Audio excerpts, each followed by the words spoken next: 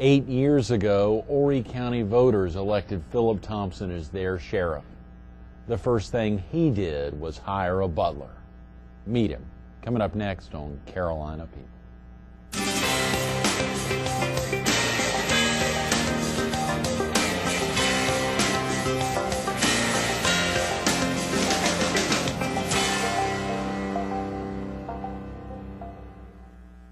Good morning. Welcome to Carolina People.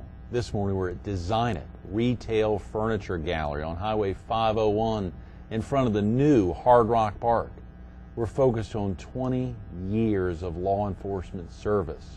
And we're visiting with the Chief Deputy of the Horry County Sheriff's Office, Paul Butler. Good morning. Good morning. Chief Deputy Butler. Do you mind if I call you Paul this morning? Please Since it's do. a Thursday morning, tomorrow is the big day. Please do. You getting a little emotional about it? Yeah, I'm excited about it, I have to say, and I appreciate you bringing the attention to it through this show. I appreciate the opportunity to be here. Well, of course, we were celebrating a 30-year anniversary month before last when we were at the Government and Justice Center there in Horry County for your boss, Sheriff correct. Philip Thompson. And I think it was last Thursday you were celebrating another anniversary. We had 30 years then, 20 years tomorrow, and was it 15 years? 15 years of marriage to my lovely wife, Cheryl, Yes.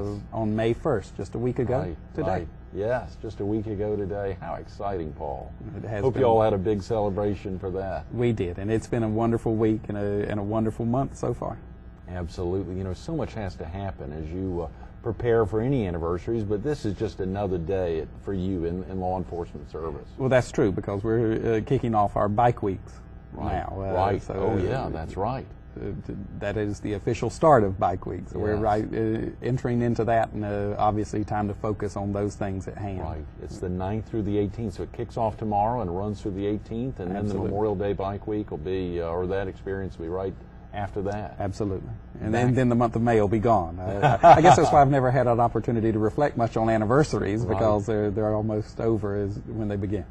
So crazy. Well, of course, and on Monday, another big event, the Gallons Ferry Stump will be coming up right around the bend. We kicked off the week with Russell Holliday, who grew up not far from your home. That is true. I'm a lifelong Ainer boy, so I'm excited about the Gallivants Ferry Stump. They've done a wonderful job out there my entire life. Oh, yeah. We look forward to it, my family and I.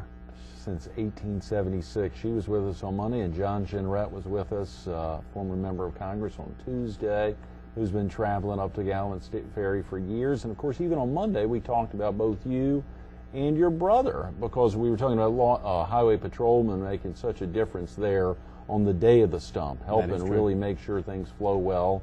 And I think in reading a little bit about you earlier in the week, I'd seen that your brother has had a long tenure in highway patrol service. We just celebrated his 21st year. Is that right? On the highway patrol, and he has lived that time in Berkeley County. Oh, okay, sure. And he is a corporal over the Berkeley, Dorchester, and Charleston troop.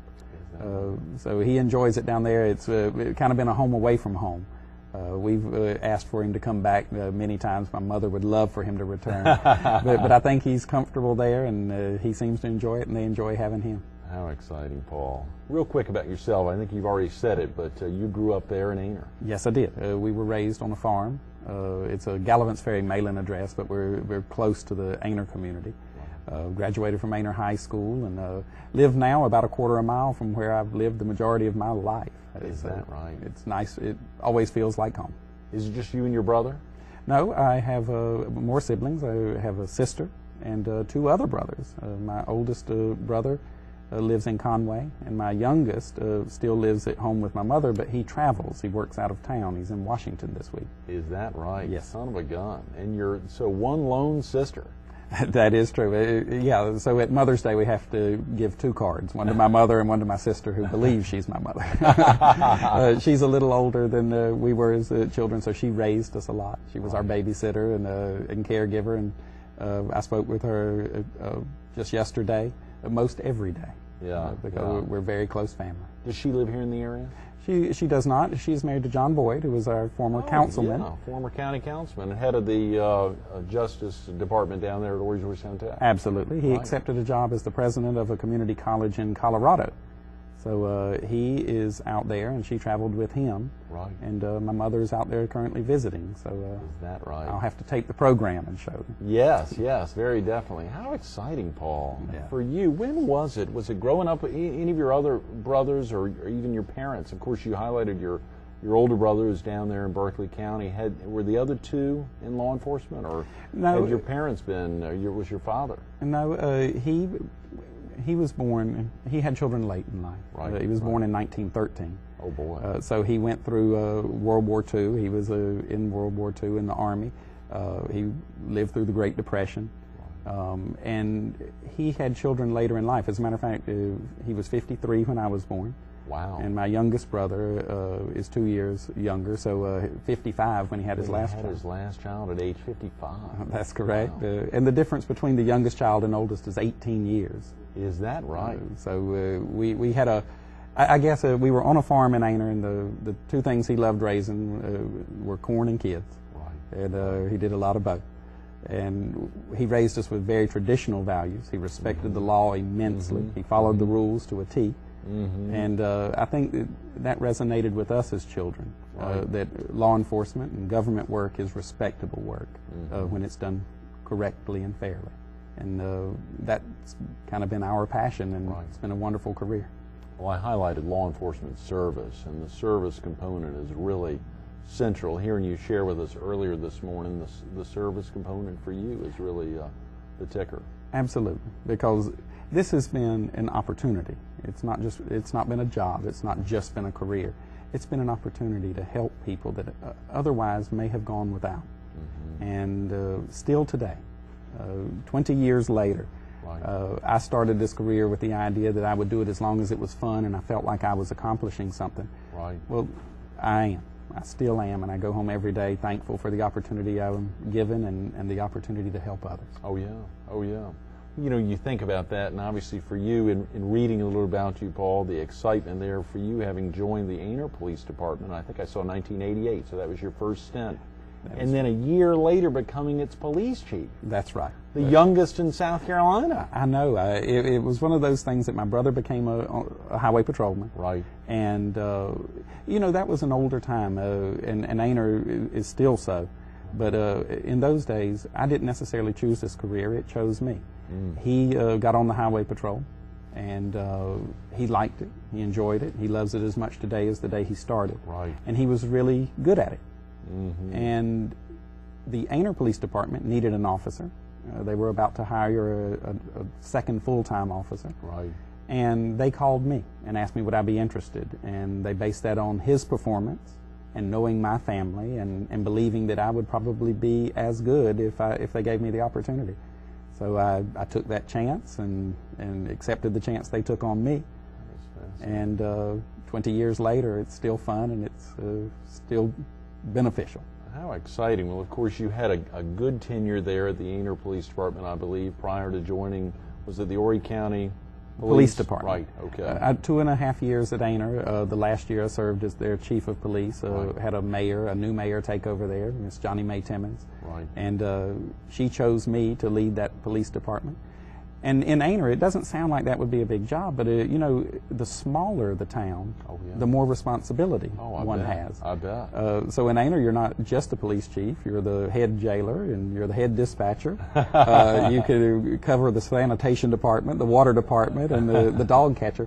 Anything they need, you become more like the mayor pro tem. Oh, yeah. And I realized that at 22 years of age, I didn't... 22? At 22. Oh, I didn't want to gauge that age, but you're a young guy, so obviously it had to be pretty young. I started policing 2 weeks after I turned 21. Wow. And by the time I was 22, I was the chief there at Ainer.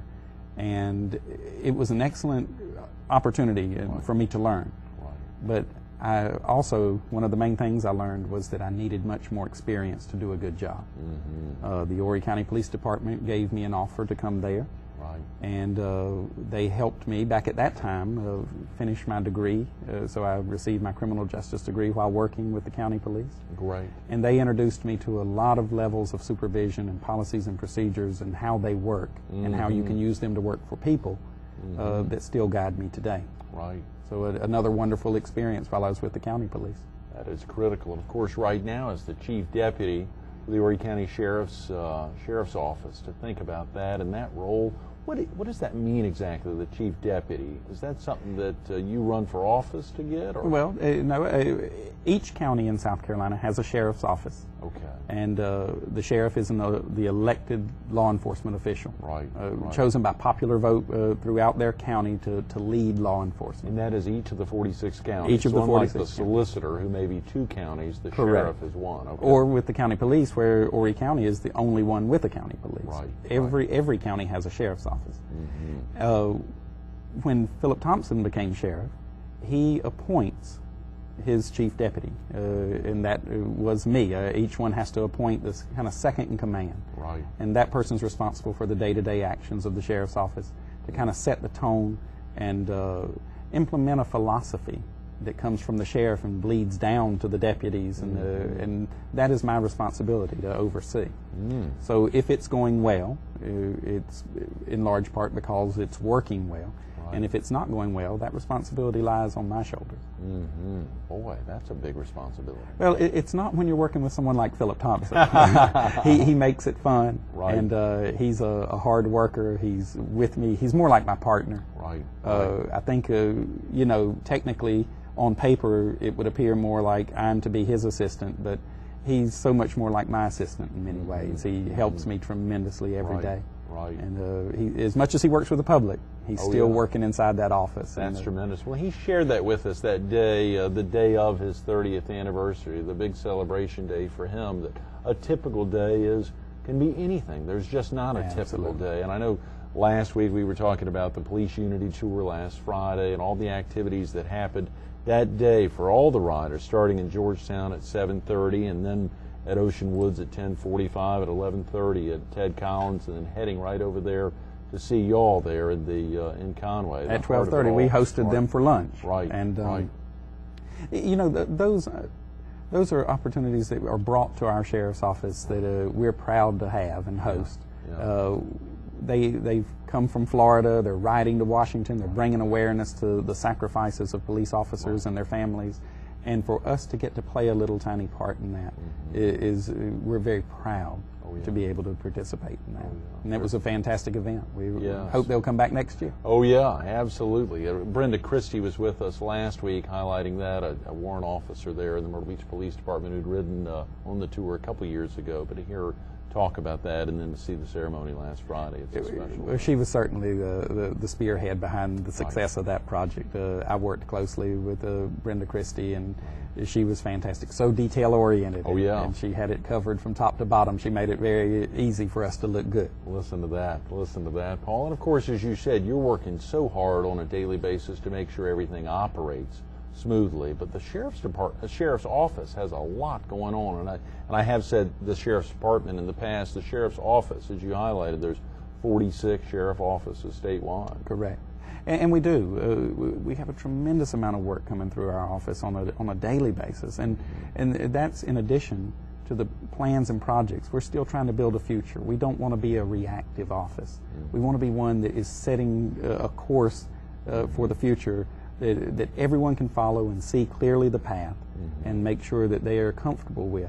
And the voters seem to be in approval. Right. And as long as they support us, we want to make sure that we're working to please them. Absolutely. Paul, what's the hardest part of the job for you? Can you gauge that? When you think about it, of course, we want to talk about some of the emotional aspects of the job as well, but when you think back over the last 20 years for you, whether as a police chief, as working there with the Horry County Police Department, or now as the chief deputy for the sheriff's office, what's the hardest part of the job for you? And I would guess there is a small amount of frustration that is associated with trying to make a difference and falling short.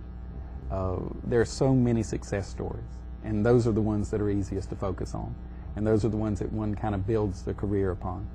But along that way, along that 20-year path, there were tons of people that I've tried to reach out to, or quite possibly missed an opportunity to reach out to, that fell through the cracks. And I think probably when I look every day, I want to make sure I cover every base and try to accommodate in every way possible, because those folks a lot of times are at the end of their ropes. and they're looking toward us to kind of get them set back on the right track. Mm-hmm. And I always want to make sure I don't give up too early, Mm-hmm. or quite possibly in some cases dedicate too much time and Right. miss someone else. Right. So right. it's that balancing act that sometimes is the toughest and most frustrating. That probably ties into what would then be the most emotional part of the job, that aspect of some of the folks that you feel you could help and even help, but it just not be enough or just not capable of. What would be the most emotional part of the job? I guess that I think about 20 years ago, the first call I can remember of any substance was going to a house in our local community and having to take their children by court order. Mm-hmm. They were no longer capable of caring for those children, and we placed those children in custody for whatever abuses and neglect that they were suffering. Well, I happen to have survived long enough in a career that I'm watching the children of those children I took start to fall into the same system. Boy. That is the emotional tie that makes me wonder sometimes what more can we do, or how much more should we be doing, because it runs in cycles, and somehow trying to figure out how to break that cycle is a goal that I try to hold closely to. Right. We got a little less than 10 minutes. Time is flying here on a Thursday morning. Of course, I'm sitting here with you with a gun on your right holster there. Our producer, Sherry Harms, had that idea early this morning just to ask, and I love that question. Have you ever had to expend that gun in the line of duty? Well, you know, it's one of those things that every day in uniform, it's part of my uniform. It has just as much meaning as the badge I wear, Right, or sure. anything else, the car I drive. So it's a part of that uniform. Right. I use it every day in that way. Mm-hmm. I have had situations in the past where people have pointed firearms at me, and I would have been justified in using a deadly force. But I realized that the largest decisions I've had to make in law enforcement were the ones where I have pointed a weapon at someone else. And the next moment I knew that I may be taking their life. I think too many times we trivialize the effect it has on officers to be able to say, shoot or don't shoot. But to me, I can remember so much more vividly the times I've almost had to do that than the time someone almost did that to me. Right. It has that type of impact. So that split second where they've got a gun possibly pointed at you. Absolutely. And it looks like in their eyes they're ready to pull the trigger. And it's one of those things that causes us in law enforcement, the ones who have been here a while, to realize that how unfair it is to second guess so many times. Right. It's okay to develop the policies and procedures and go over it with them and expect them to perform at a certain level. But you know, at 3 o'clock in the morning and it's dark out there and it's a scary situation, it's tough to imagine how they feel. Right. And what they are up against. And so you always want to make sure you offer the support they deserve during a situation like that, right or wrong. Right. Paul, we got to talk about the FBI National Academy. I hope you don't mind if we segue off to that, because it really would be I'd be remiss if we didn't get into that just for a few minutes. The National Academy 3 years ago, and I think you highlighted this morning that this is a quarterly event. This takes place every quarter. That's true. They have 4 sessions a year. They call them sessions. In 1935, J. Edgar Hoover developed the idea that since there was so much interstate crime, that local law enforcement was not fit to do that. We didn't share information or resources, as you might imagine, in 1935 like we do today. Right. So the FBI hosted what they call a National Academy, where police officers are selected, hand-selected. They're chosen to attend. They share information. They network. And they improve their contacts so that they are able to better fight crime. Right. Well, the concept that worked in 1935 works even better today. Oh, yeah. So I was fortunate enough to be one of 3 chosen to attend from South Carolina, the first ever from the Horry County Sheriff's Office. Wow, so is that right? First ever. I was proud to represent our office as well as our state. Yeah. And attended a 10-week course in Quantico, Virginia, that was hosted by the University of Virginia and the Federal Bureau of Investigation, where we studied things like command level supervision, command level communication, forensic science, leadership, courses that are in effect today and affect our jobs, Right. and will allow us to be better leaders. And I had an awesome experience there. Oh boy, yeah, and of course one of the fascinating things I saw in the class of 250 from all 50 states, from 29 countries, that you had folks from all over the world, that you were actually hand-selected within that group of 250 students to represent the class on graduation's day. Right before Robert Mueller, the head of the FBI, was speaking, you spoke on behalf of the class. How were you chosen out of 250 folks from literally all over the world to do that? That must have been pretty yeah. When I look at the group, because as I said, 250 officers from around the world, everybody sends who they believe is their best. Right. And to be chosen by that group, to be considered, one of the ones that they thought would be most qualified to do that, was maybe the most humbling of the experiences. Wow, yeah. The way it works, they have groups of 50. They break us into groups of 50 called sections. And each section chose a class leader. Wow. Well, I was fortunate enough to be chosen by my class to be their leader. And about 4 weeks in, they took the 5 leaders and placed us in front of the other 245 attendees. Right. And we gave a 3-minute speech, just kind of an impromptu speech. Each of the 5. Each of the 5. Yeah. And then they voted by secret ballot on who they would like to give their graduation remarks. And I'm sure I just squeaked it out because it was so wonderful. Who were the other 4? Do you remember? Or have you all I remember very well. They are friends of mine. One of Simon Morgan, who was from Scotland Yard. He's the chief inspector, the real-life Sherlock Holmes. Oh, come on. Absolutely. Simon You were Morgan. going head-to-head with the real-life Sherlock Holmes. Well, wow. And he was very talented. He was very yeah. good. I think I voted for him. He was that good. We had a guy named Rolf Hose, who is from Germany. They have 16 states in Germany. His is Schleswig-Holstein. He was the colonel of law enforcement in the state of Schleswig-Holstein. He has since been to my home to visit. We've become steadfast friends. Wow, yes. He was very talented, gave a very emotional speech about what this country means, not just to us and to him, but to the world. Those people were in awe of the impact we have, and that was nice to hear.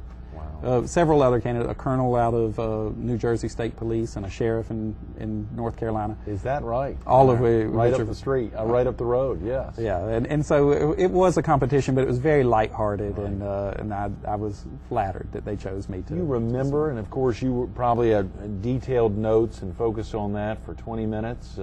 Well, notes, that may be a stretch. I'm one that speaks so much more out of emotion than I do from a written script. Right. And that day they asked me to submit a speech. I had to do that for approval, anything that was going to be said, on graduation. That kind of crowd, yeah. Absolutely. Sure. 1,000 attendees for our graduation from all over the world. And each of the countries had an embassy representative, so they wanted to make sure it was going to be a proper speech.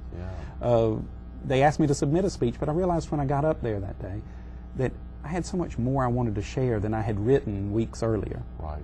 So it was something that I kind of went on my own, and it worked out fantastically well, and received a lot of attention from it, and brought a lot of attention to South Carolina and to our sheriff's office. So that's tremendous. I was proud of being able to do that. You said about 10 to 12 folks from throughout the state who attend every year. That's correct. 3 during that session that you were there. Yes, the waiting list to get in, it's usually about 5 years between the time someone applies and before they're considered for selection. Right. And since we had never sent a representative, I had a little more priority, and of course Sheriff Thompson helped me, and several others. The late Chief Sam Hendricks from Conway was the first to bring me an application and say, I believe you would be perfect for this. Wow. And I remember him every day that I look at one of those things, that had it not been for him, that possibly wouldn't have happened. Much like the president and the vice president, if the president died tomorrow, the vice president assumably would be the person, or is the designated appointee. You and Philip, have you ever thought about if anything happened to him, not to even think about that? I hate to think about that on a Thursday morning. But would you ever contemplate stepping out and trying to pursue the office held by your boss? Well, I said that when I came here from the county police, when he chose me, my loyalty lies totally with him. Right. My goal, my only goal, when I arrived was to make him the sheriff of Horry County as long as he desired. Right. That was whether it was 4 years or 40 years. Right. If he ever decides that he no longer wishes to do that, then I will reshuffle my goals. And I hope that I've done a good enough job that people would want me to continue on with what he started. But I view that certainly as an extension of his work. And as long as he has that type of approval, and I'm learning every day and trying to do the best I can, I found, that the harder I work for him, the less I have to worry about me. Right. And so it's not one of those things I think a lot about. I actually hope that he stays in like Strom Thurmond did, and I can lead him around and introduce him to people and just keep him going as long as he desires. Those are great words. I'm sure he enjoys that. Paul, thanks so much for being with us this morning. I'm sorry we've run out of time. My pleasure. Thank you so much. Happy celebration tomorrow. Stay tuned to more Carolina People with Chief Deputy Paul Butler of the Horry County Sheriff's Office. Coming up.